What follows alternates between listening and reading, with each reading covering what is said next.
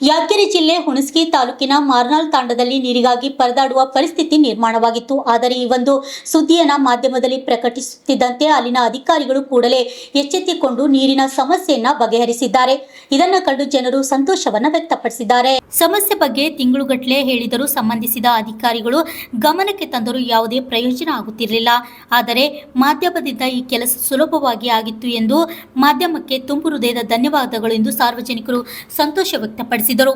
ಅದೇ ಸಂದರ್ಭದಲ್ಲಿ ದೇವಪ್ಪ, ರಘು ನಾಯಕ್, ದೇವೇಂದ್ರಪ್ಪ, ಕೃಷ್ಣ ನಾಯಕ್ ಹಾಗೂ ಊರಿನ ಗುರು ಹಿರಿಯರು ಉಪಸ್ಥಿತರಿದ್ದರು. Rajkumar Rathod, RJ32 Kannada news, Yadgir.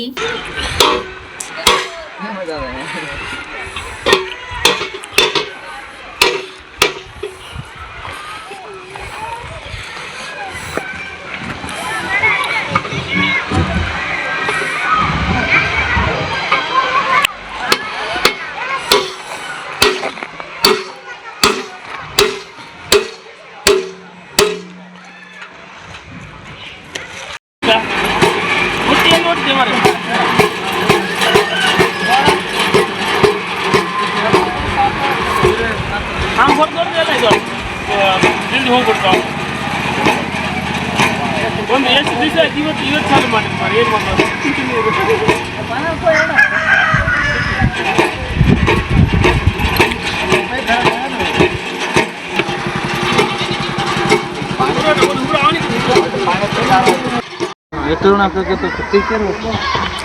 ನಮಸ್ತೆ ಸರ್ ಎಲ್ಲರಿಗೂ.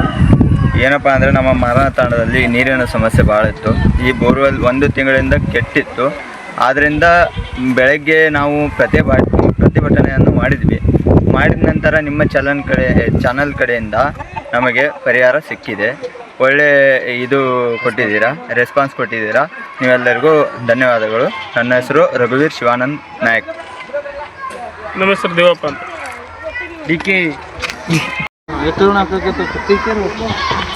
ನಮಸ್ತೆ ಸರ್ ಎಲ್ಲರಿಗೂ. ಏನಪ್ಪ ಅಂದರೆ ನಮ್ಮ ಮಾರ್ನಾಳ್ ತಾಂಡದಲ್ಲಿ ನೀರಿನ ಸಮಸ್ಯೆ ಭಾಳ ಇತ್ತು. ಈ ಬೋರ್ವೆಲ್ 1 ತಿಂಗಳಿಂದ ಕೆಟ್ಟಿತ್ತು.